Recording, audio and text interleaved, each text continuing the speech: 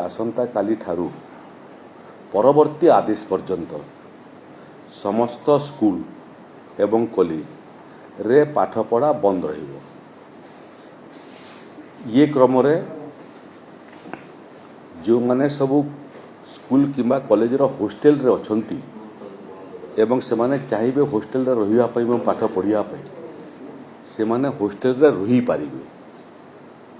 जो जो परीक्षा सब अच्छी छात्र छात्री मानकर सीटा ये आदेश द्वारा प्रभावित हेबो नहीं, परीक्षा समय रे हेबो। यार सांगरे सांगरे जो आंगनबाड़ी केन्द्र माने मध्य अच्छी जोटा 7टा रु 8:30 पर्यंत चालूला सीटा मध्य परवर्ती आदेश पर्यंत बंद रहिबो। छुआ मानकर जो खाद्य योजना से खाद्य योजना रे सेमानकर खाद्य जो मैंने पहुँचे नहीं ये आंगनबाड़ी केन्द्र बंद होला परे सेमानकु घरे सेमानकर जो खाद्य आंगनबाड़ी केन्द्र रे दिया जाउथला ता सेमानको घरे पहुँचीबो। ये आदेश सारा राज्य रे सरकारी एवं बेसरकारी स्कूल कॉलेज समस्तंक पई लागू हबो। परवर्ती अवस्था रे तापमान रो परवर्ती चरित्र को अध्ययन कला परे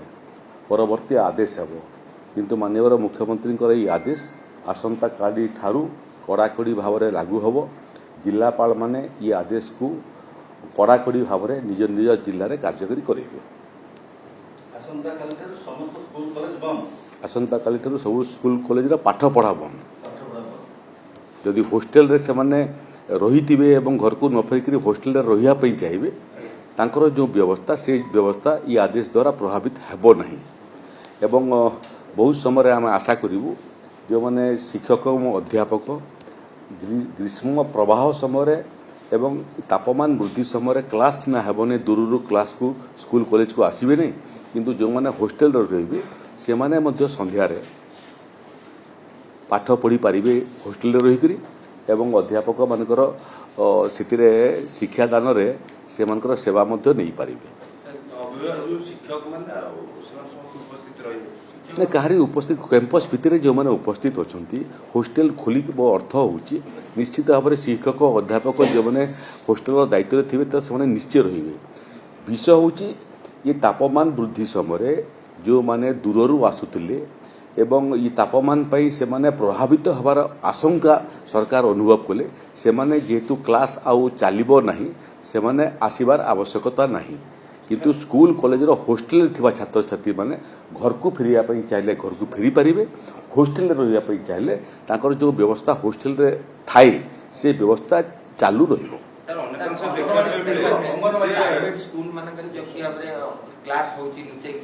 से सब बाबदे कड़ा निर्देश दिया समस्त सरकारी एवं बेसरकारी समस्त स्कूल कॉलेज शिक्षानुष्ठान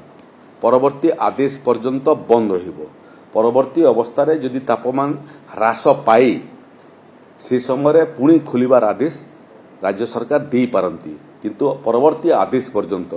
समस्त सरकारी बेसरकारी शिक्षानुष्ठान बंद रहिबो। जिलापाल माने ताकू कड़ाकड़ी भाव में कार्यकारी करेंगे।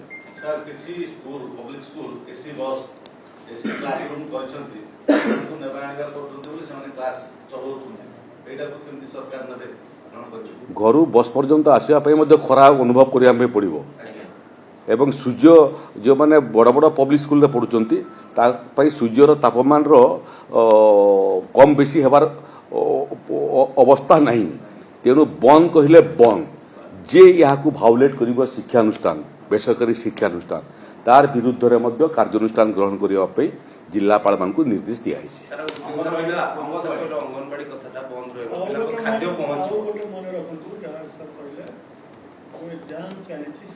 एग्जाम चली एग्जाम चलो ठीक समय चलो से एग्जाम मध्य ठीक ठाक किमिति हेबो से बाबद में जिलापाल माने आनुषंगिक व्यवस्था माने ग्रहण करेंगे। शिक्षानुष्ठान माने एवं जिला प्रशासन आनुषंगिक व्यवस्था ग्रहण करिवो, परीक्षा प्रभावित हेबो नाही।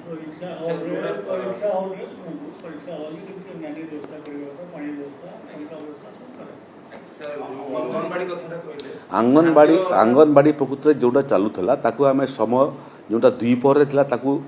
मासे तले प्रथम समीक्षा बैठक पर आम सकालुआ कर किंतु एबे आम अनुभव होउची जे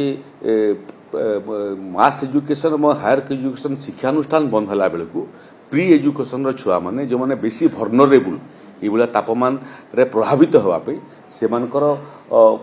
सुरक्षा देवाई समस्त आंगनबाड़ी केन्द्र बंद रु जो छुआ मैंने आसुले जो खाद्यपेयर सुविधा पाउले सीटा तांकर घरे प्रशासन तरफ डेलीवरी हेब घरे थी से सुविधा से मैंने पाइबे take home ration take home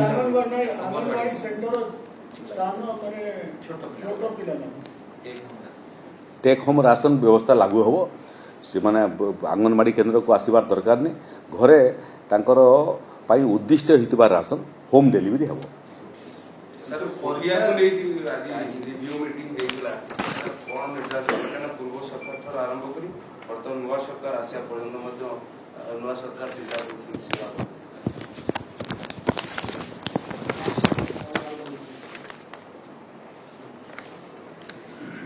कुटिया समस्या बाबद माननीय मुख्यमंत्री आज समीक्षा करते जो समीक्षा बैठक रे से अंचलर मंत्रिमंडल प्रतिनिधित्व करुवा माननीय उच्च शिक्षा मंत्री उपस्थित थे से अंचलर डीआईजी उपस्थित थे से अंचलर जिलापाल सशरीर में बैठक रे उपस्थित थे एवं मुख्यमंत्री समेत आईन मंत्री उपस्थित थे एवं मुख्य शासन सचिव एवं मुख्य शासन सचिव संगे संगे राजस्व विभाग एडिशनल चीफ सेक्रेटरी मुख्यमंत्री दफ्तर additional chief secretary director general of police एवं डायरेक्टर इंटेलिजेंस एवं विभिन्न विभाग जो विभाग विभिन्न सेवा जोगई थाए शिक्षा स्वास्थ्य ठारू आरंभ कर पंचायती राज पर्यंत से विभाग सचिव मैंने उपस्थित थे आज पुंखानुपुंख 2 घंटा धरिक कुटियार समस्या ये समस्या उत्पन्न रो कारण ये समस्यार इतिहास ये संपूर्ण भाव में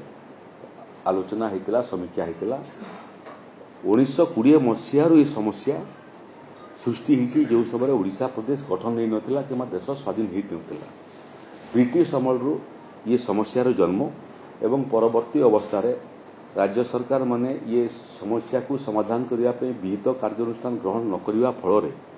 एवं कोर्ट कचेरी एवं सुप्रीम कोर्ट रे ये मोकदमा को ठीक भाव में परिचालना करिबारे त्रुटि विच्युति हेबा जोगु ये समस्या आज जटिल रूप धारण करिछि ये समस्या को समाधान करने एवं ये समस्या रो अंत करने विभिन्न विभाग जो जो सेवा से अंचल रे मिलबार आवश्यकता अच्छी से बाबद पुंखानुपुंख आलोचना होता यह एक निरंतर समस्या भाव में परिगणित ताकू समाधान दिगरे सबू विभागर कन्भार्जेन्स सेवार कन्भार्जेन्स किमिति कुटियारे हेबो से बाबद सूक्ष्म भाव में विचार कराइला राजस्व विभागर मंत्रीकर नेतृत्व में गोटे कमिटी गठित होगापी जाऊँगी राजस्व विभाग एडिशनल चीफ सेक्रेटरी बाबद संपूर्ण समीक्षार विवरणी सहित ये कमिटी जो कमिटी रे विभिन्न विभाग अधिकारी मैंने रहिबे तार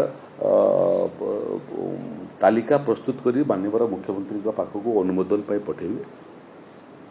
राज्य सरकार दैनंदिन व्यापार रे कुटिया को मध्य एक प्रसंग भाव में ग्रहण करी तार समाधान करने निरंतर भाव में से कमिटी उद्यम कर जो मैंने विशेषज्ञ अच्छा जो मानकर से समस्या निकरी अनुभव अच्छी से मानकर सहायता नियाजिबो एवं कुटियावासी जो कारण पाई ओडिशा ठारू विमुह होकर आंध्र मुआ हेले से ओडिशा अस्मिता को लेकर जो विभाग अच्छी से किमिति ओडिया भाषा साहित्य संस्कृतिर मध्य पेंठस्थली कुटिया आगामी दिन में हो पार एवं ओडिशा ठारू आंध्र प्रदेश रो जो योजना सबू सेठी कार्यकारी होची एवं आंध्र प्रदेश सरकार एवं आंध्र प्रदेश लोकों द्वारा जो समस्या तैयारी होची ताकू किमिति आमे सामना करिबु मुकाबिला करिबु एवं सफल भाव में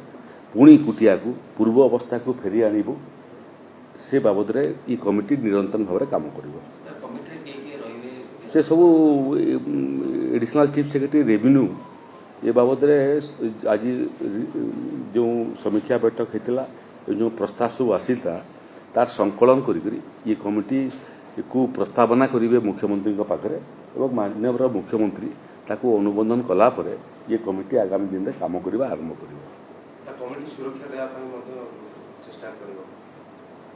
सुरक्षा गोटे एकदम सुरक्षित अच्छी यहाँ गोटे मानसिक स्तर लड़ई यहाँ आज आपणकर कुटिया अंचल इंफ्रास्ट्रक्चर जो अंचल को विवादीय करने आंध्र प्रदेश चेष्टा करुच्ची आज से जगार 1% इंफ्रास्ट्रक्चर आंध्र प्रदेश नहीं सेठी गोटे ग्राम पंचायत रे 3टा हाईस्कूल ओडिशा सरकार काम करुच्ची पीएससी सीएससी काम करुच्ची पुलिस आउटपोस्ट काम करुच्ची ओडिशा सरकार सब योजना सेठी आम पहुँचेबार सफल होइछु किंतु बहुत समय आर्थिक प्ररोचना देकरी आंध्र प्रदेश पटरू जो योजना आरंभ होची ताकू प्रतिहत करने जदि से भाया आवश्यक पड़े आमे मध्य से बाबद रे स्वतंत्र भाव में कौन कौन करिवार आवश्यकता अछि ये कमिटी तार विचार करिवो एवं ये कमिटी विचार कला परे ताकू आमे आगामी दिन रे कुटिया रे समस्या समाधान पई कार्यकारी करिया पई चेष्टा करिवो 15 दिन भितर करिया पई आमे चेष्टा करूछु एवं संभवतः आसंता मास ठारू ये कमिटी गठन मध्य हो एवं कमिटी काम करवाटा मध्य आरंभ कर देबो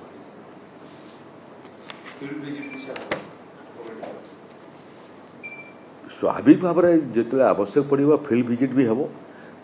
से मूल विषय हूँ ओडिशार सीमांत अंचल अतीत जो सुविधा सबू अण सीमांत अंचल लोक मिलूची से सब सुविधा सबू सीमांत अंचल न मिलवा फल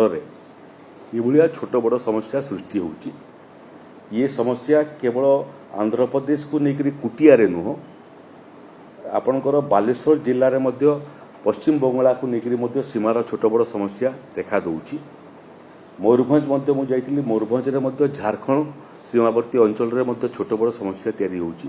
तेणु मूल विषय आज बैठक में अनुभव है जे जेतेबेला पर्यंत ओडिशा रे संतुलित विकास हेबो नहीं एवं केंद्र एवं राज्य सरकार गरीब कल्याण योजना धाड़ीर शेष ठिया होता व्यक्ति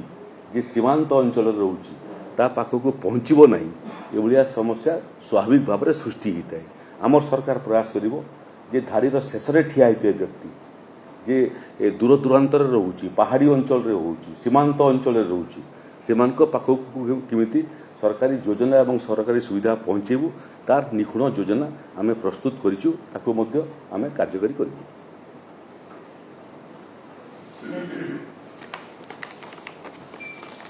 आ गोटे छोट विषय आमरटा भी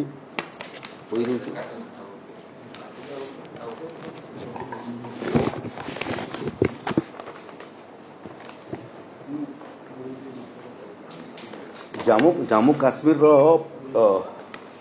पहलगांव रे आतंकवादी आक्रमण रे शेष संवाद मिलवा पर्यंत 220 रु अधिक आउटे करूचे जम्मू काश्मीर पहलगांव अंचल रे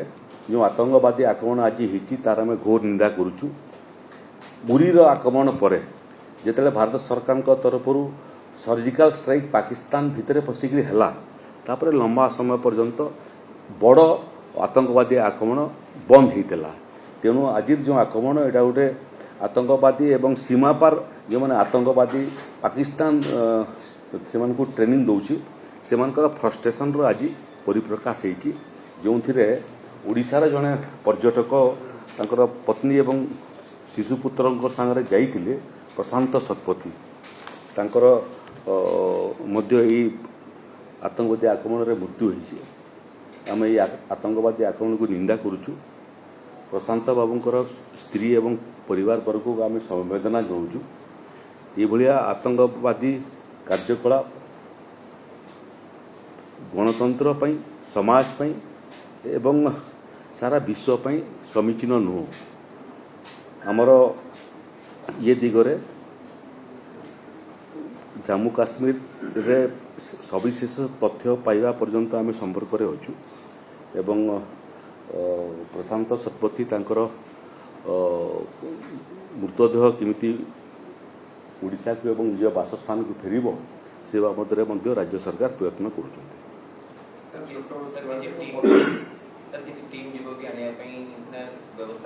ନା ଏବେ ଏବେ ଏବେ ବହୁତରେ ଯେଉଁ ସବିଶେଷ ରିପୋର୍ଟ ଆସିଛି 20ରୁ ଅଧିକ ଆତଙ୍କବାଦୀ ଆକ୍ରମଣରେ ମୃତ୍ୟୁ ବୋଲି କୁହାହେଉଛି ଏବଂ ଯେଉଁମାନେ ଏଥିରେ ଆହତ ହୋଇଛନ୍ତି ତାଙ୍କର ଚିକିତ୍ସା ମଧ୍ୟ ଚାଲିଛି। ମାନ୍ୟବର ଗୃହର ମନ୍ତ୍ରୀ ମଧ୍ୟ ଜାମ୍ମୁ କାଶ୍ମୀର ଶ୍ରୀନଗରରେ ପହଞ୍ଚିଗଲେଣି। ତେଣୁ ସବିଶେଷ ତଥ୍ୟ ପାଇବା ପର୍ଯ୍ୟନ୍ତ ଆମେ ଅପେକ୍ଷା କରୁଛୁ। କିନ୍ତୁ ଓଡ଼ିଶାର ଜଣେ ଅଧିବାସୀ ଯିଏ ପର୍ଯ୍ୟଟକ ଭାବରେ ପହଲଗାଁର ଏହି ଆତଙ୍କବାଦୀ ଆକ୍ରମଣରେ ମୃତ୍ୟୁବରଣ କଲେ ଆମେ ଗଭୀର ଶୋକ ପ୍ରକାଶ କରୁଛୁ। ଏଇଟା ଆଗକୁ ଜଣାପଡ଼ିବ। ଏବେ ପରିସ୍ଥିତି ଯାହା ଅଛି ସେ ସମୟରେ ମୃତଦେହ କେବେ ଫେରିବ ସେଟା ଏବେଠୁ ଅନୁମାନ ଲଗାଇବାଟା ସହଜ ନୁହଁ। କିନ୍ତୁ ପରିସ୍ଥିତି ଟିକେ ଠିକ୍ଠାକ୍ ହେଲା ପରେ ନିଶ୍ଚିତ ଭାବରେ ରାଜ୍ୟ ସରକାର କେନ୍ଦ୍ର ସରକାର ଏବଂ ଜାମ୍ମୁ କାଶ୍ମୀର ପ୍ରଶାସନ ସାଙ୍ଗରେ ସମ୍ପର୍କରେ ରହିବେ। ମୃତଦେହକୁ ଯଥାଶୀଘ୍ର ଓଡ଼ିଶାକୁ ଫେରି ଆଣିବେ। ସରକାରଙ୍କ ପୁରା ସହଯୋଗ ରହିବ, ଏଥିରେ ସନ୍ଦେହ ଅଛି। ଓଡ଼ିଶାର ଲୋକ ସେ ସବୁ ବିଷୟ ମାନ୍ୟବର ମୁଖ୍ୟମନ୍ତ୍ରୀ ଅବଗତ ଅଛନ୍ତି ଏବଂ ଏସବୁ ବିଷୟରେ ଥରେ ମୃତଦେହ ଫେରିବାଟା ଆମର ପ୍ରାଥମିକ ଦାୟିତ୍ୱ। ମୃତଦେହ ଫେରିଲା ପରେ ବାକି ଯାହା ଆନୁଷଙ୍ଗିକ ସାହାଯ୍ୟ ସହଯୋଗର ଆବଶ୍ୟକତା ଅଛି ସେଟା ଓଡ଼ିଶା ସରକାର କରିବେ।